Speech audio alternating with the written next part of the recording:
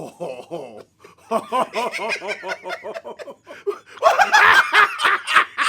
Let's go! Do you have a humiliation kit? This is all I ask you to do. I'm having a great finger flick. You're allowed to show up. This team is ruining my life. I'm taking crazy pills. With you, wherever you are, welcome to LFR. Victory, puppies, Iggy! I said I wasn't gonna do this. You're about to go 7 for 7. Promise not to barf. 1. That's a good start. Folks, imagine 7 consecutive going in to the net. Like, you'd think, I'd miss 1. You'd think I'd miss 1. But, buddy, Iggy and I, when we... Don't mess this up. Don't make me look stupid.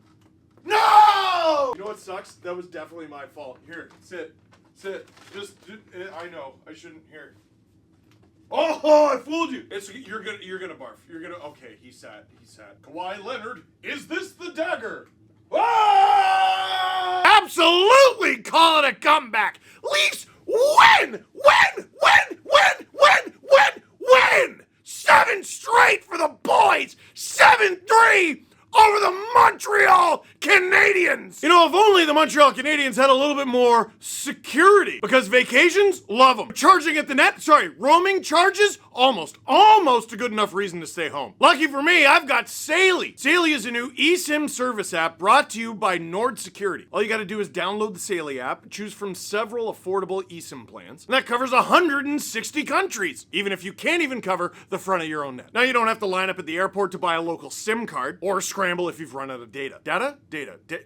Just top yourself up in the Saley app. And not only are you getting great rates on data, you're also protected from hackers and scams and other bad actors. Have you ever heard of a SIM swap scam? I haven't, but hey, I use Saley. Interested in trying it out for yourself next time you travel? I've got something for you. There's a QR code on the screen. Magic! Use that to download the app or visit Saley.com/dangle. That'll get you 15% off your first Saley data plan. Data? That's Saley.com/dangle to get 15% off your first data plan. Safe travels, and thanks to Saley for sponsoring this wonderful video. The Toronto Maple Leafs just scored 7 goals in Montreal, and it was consecutive. They scored 7 goals in Montreal for the first time since December 17th, 1942. Do you have any idea how long ago that was? My grandfather made the LFR for that game. How do you like them apples? Leafs win! 8-1 over those dastardly Montreal Canadiens. Can you believe that game was only 1-0 after the first period with a goal from Billy Taylor? Bill Hill would make it 2-0 for the good guys less than 2 minutes into the second period, but Buddy O'Connor, who is a real person, brought the Montreal Canadiens within 1. The boys were raptured in a tight game with their fierce rivals, but all of a sudden, with 2:59 to go in the second, the floodgates open, just like with Noah's Ark, an event that happened recently. Lorne Carr gets his 10th. George Boothman, better late than never, gets his first goal of the season. And Mel Hill, so nice he did it a second time. In the third period, the blue and white, or as they appear on your television screen, the dark gray and slightly lighter gray, kept their foot on the gas pedal. Bud Poyle scored his 7th. Gay Stewart scored the Leafs' 7th, his 14th of the campaign. He's unstoppable. And Still Apps made it 8-1 with less than a minute left in a 7-1 game because he is not a kind man. That is it for this one. Thank you very much for watching. Not sure if sign language was invented yet. Click like if you like this video. Click subscribe, although I'm not sure to what. If you like this video very much, tell all your friends the Toronto Maple Leafs won a game in 1942. That was the last time that the Leafs scored 7 in Montreal! And that wasn't really my grandfather, by the way. He was, fighting a war. It's okay. They won. Anyway, holy smokes. I suppose we should talk about this game in 2025. There were 10 goals. We can skip ahead to the end of the first period where the Leafs are down 3-0. If you watched me on the stream, I lost my mind. I lost my mind throughout the course of the first period and blew a gasket in the final minute. Because when the Leafs were down 1-0 to Montreal, even before that 1-0 goal was scored, something was painfully obvious. They were the second best team on the ice. Joseph Woll made save after save after save, and we even said it's a miracle this game isn't 3 or 4-0. Bang, bang, the Leafs allow 2 goals in 9 seconds and nearly allowed another one as if those 2 goals in 9 seconds didn't get through to them. I feel like I've said this a few times. I don't say this lightly. That was a bottom 5 first period, maybe a bottom 5 period in this season for the Toronto Maple Leafs. They looked awful, miserable. The shots on goal didn't begin to tell the story. The scoring chances had to be at least 6 or 7 to maybe 1. They didn't look like they were going to come back in this game at all. And if they go down 4-0, one of the questions that we talked about is, do you pull Woll?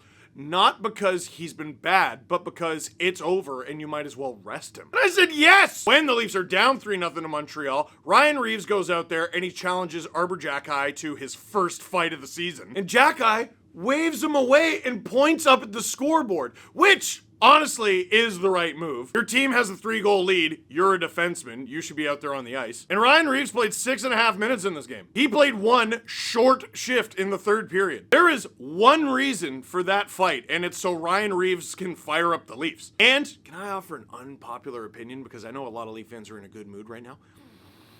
Arbor probably wins that fight, eh? Listen! Ryan Reaves has a plethora of fighting experience in the National Hockey League. He has not fought this year. Not this calendar year. He hasn't fought this season. Arbor Xhekaj has fought Matthew Olivier of the Columbus Blue Jackets this season. Twice. You should know who that is. He's the toughest nut in the entire NHL, and Arbor Xhekaj had the stones to fight him twice. That's the kind of guy Xhekaj has been practicing against this season. Reaves has been showing the Leafs how to tug your collar properly in practice. I doubt Reaves gets starched, but if he takes on that fight and loses, I'm gonna be an old man about this and say the Leafs don't win that game. Dude, Saturday night, in Montreal, you're already up 3-0 on the Toronto Maple Leafs, and then you beat up their tough guy. That bench, that building wouldn't recover from it. Neither would the roof. But, what happens? After Xhekaj wrecks Reaves with a hit and not even a hint of any response to come after, the Leafs start to get a little physical themselves. Matthews with a decent little hit there. Connor Timmins with a decent hit. And oh my goodness, this team that was lifeless and sad sack in the first period all of a sudden starts to take over the game. Now, it doesn't feel like it. It doesn't feel like it at all. It just sort of feels like score effects because the Leafs are down 3-0. Of course, they're going to get more shots than Montreal, but it didn't just seem like they were catching up in terms of shots. It actually felt like things were swinging their way, but at the end of the day, one of them's got to go in the back of the net. And if you're a Leafs fan, all you're riding right now is the euphoria knowing that the Leafs won this game 7-3. Do you remember how? Do you remember how it all started? This is how it started. Leafs still down 3-0. Montreal still out shooting the Leafs, and about halfway through regulation, Christian Dvorak has a wide open shot, fires it, ping. Not even a ping, it was more of a dunk. Hits the crossbar, flings around, and all of a sudden, magically, miraculously, it's a 2-on-1 for Bobby McMahon and William Nylander. But the Habs, they're coming back. They're rushing. Lane Hudson, he's fast. He's catching up to William Nylander. William Nylander is just like, my job here is to stand in the way. That's it. Willie doesn't want this pass. Willie knows this pass isn't coming. Bobby McMahon doesn't want to get rid of that puck. It's William Nylander. He didn't even think about passing the thing, and he rips it past Sammy Montembeault, and all of a sudden, my goodness gracious, the Leafs are in this game. 3-0 felt like 10, because, if we're being honest, it probably should have been. Joseph Woll, they scored 7 goals. Their most valuable player was probably their goalie. And Woll was working and doing all this work, and finally, the post showed up and did him a favor. Straight into a 2-on-1, you can't draw that up. And just like that, it went from 10-0 Montreal to 3-1. And it's like you're at the best, most rockin' house party you've ever been at, and all of a sudden there's a knock at the door and the cops shut the music off. There was a vibe in that building like, oh, they're only down 2. Oh, it's 2024. That is not a lot of goals. Nearing the end of the second period, Lane Hudson takes a penalty on Pontus Holmberg, who has looked pretty good since getting back in the lineup. It's a power play. Power play's not going all that well. Until the very end of it, OEL floats the thing on, and Nick Robertson, the sniper, with a wonderful tip. His 8th of the season on the power play, and all of a sudden, oh, they're only 1 goal behind. That's even fewer goals. And you head into the third period. You head into second intermission with the Leafs within 1. During the stream, someone asked me, what does Craig Berube say in that room? Does he yell at them? Does he scream? Does he throw the chair around and kick the garbage can? I'll tell you what I think Craig Berube does. I think I know exactly what Craig Berube does. This is what I would do if I had Craig Berube's NHL career. I would stand there with the television on the background behind me, showing highlight after highlight after highlight of every fight I had ever been in the National Hockey League, which is probably over 100. And I would just stare at each individual player while it happened. Can you imagine? The vibe in the room as he's doing that? And here we go. The gloves are off, and oh, it's a left from Berube and a right from Berube. It's a left, it's a right. There's so many rights that they look like lefts, and the lefts look like rights. I feel sorry for anyone who gets on the wrong side of Craig Berube. I wouldn't want to be staring him in the eyes right now. And it turns out that's actually an effective strategy because the Leafs scored 24 seconds in! Bobby McMahon, William Nylander, back of the net. Show the picture. Look at this picture. Look at this. Get a frame printed on your garage. That's a beautiful photo. Look at all the reactions. They're amazing. Sad. Also sad. Well, now it's tied. Hey, it's tied. Anyone can win this game. And then 4 minutes later on the power play, Oliver Ekman-Larsson says anyone can win this game. Bullshit. Oliver Ekman-Larsson for Max Domi, and all of a sudden, the Leafs have their first lead of the game. Do you understand? Last game against New Jersey, the Leafs didn't lead that game for a single nanosecond, and they won that thing. If they have the lead, well, goodness gracious, that's a useful thing to have. But now, surely, the Leafs are going to let their foot off the gas, and the Habs are going to come back the other way. No! Once again, they say bullshit. Austin Matthews with his 386th goal of his career already. You sicko, you degenerate. What are you talking about? Nearly 400 goals already, but it's his first career shorthanded goal, and it's a rocket to the top corner. And now with the Leafs up 2, surely score effects are going to take over, and Montreal is going to come back on home ice. Bullshit! Oliver Ekman-Larsson, who can't be stopped, gives it to Steven Lorenz for his first goal since he got the game winner in front of my darling baby son. And the Leafs are up 6-3. Marner with his 50th assist of the season on that one, you alien. And then David Kampf into the empty net because he felt like it. The Toronto Maple Leafs run the Montreal Canadiens out of their own building on a Saturday night, and they've won back-to-back questions. Oh, so that's what Jack I was pointing at. Dude, I love this.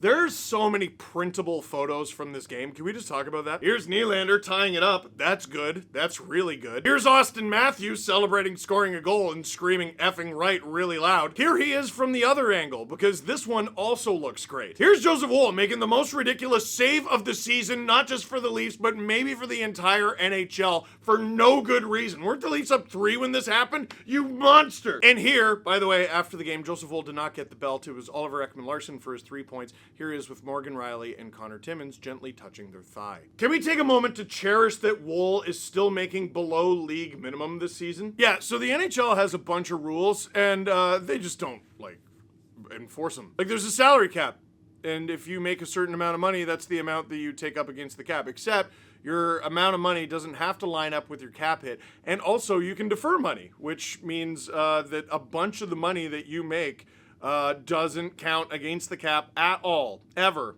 You could be getting paid a decade into the future, doesn't matter, it's fine. And there is a league minimum salary. There is a minimum salary that players can make against the salary cap.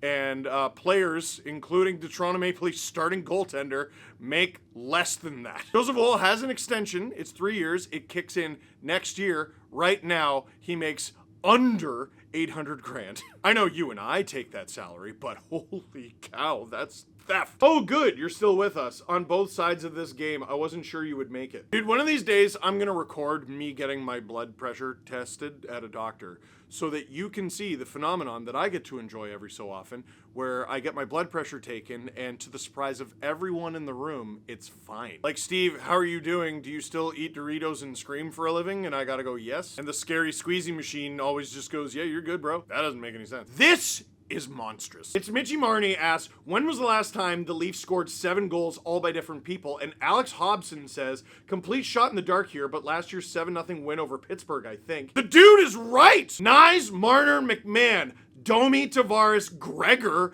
Nylander. And we'll end on a good one. Does this mark a turning point for the Leafs this season? We've been concerned with their lack of scoring abilities. The Stars have seemed a little wonky. They had a rough stretch of games, even if they won, but it all came together after period 1 tonight. Do we see a changed team? I think this game does help change their season. I don't know about turn it around, but it definitely changes their season. This team is where they are in the standings for a reason. They win more games than most teams. They are top of their division. They're near the top of the East. Other teams are better, but there aren't very many of them. The Toronto Maple Leafs are having a dazzling season. But this is a team that is used to finding ways to have performances like this and just shoot the lights out, and often the puck goes in. And they can play willy-nilly on the defensive end, but will find a way. This team this year, while being way better in net and way better defensively, has really struggled to score at times. Even in games where they've won, they've struggled to score at times. They've struggled to get shots. They've struggled to generate scoring chances. They've struggled on the power play. They've struggled in so many offensive respects. It's unreal the seasons that some of these guys are having. They scored 7 consecutive goals. 7 different guys. Did you see Bobby McMahon's reaction? Did you see Nick Robertson's reaction? William Nylander? Austin Matthews? I know I skipped one. Oh, OEL? There was a moment, I thought Joseph Woll was going to go for it. I really did. I was slightly mad he didn't. I'm not saying the Leafs should rely on their ability to come back from 3-0 deficits all the time. Generally speaking, you should avoid 3-0 deficits. But the confidence that must give all the guys who scored, all the guys who got their assists, all the guys who got to be part of a 3-0 comeback win against Montreal in Montreal on Saturday night. You can't tell me that doesn't feel incredible, and you can't tell me that doesn't shoot a boost, a huge jolt of confidence through that room. These guys, man, sometimes you're like, shoot! That happened a few times in this game, just shoot! And you pass when you're not confident in what's going on. Just shoot! And have confidence in that shot because you know it's going in, because you're unreal. That is the kind of impact a game like tonight can have. Hopefully it stays going forward. Oof, for now, that is it for this one. Thank you very much for watching. Click like if you like this video. Click subscribe if you really liked it. Tell all your friends. Dylan, that one was for you, bud.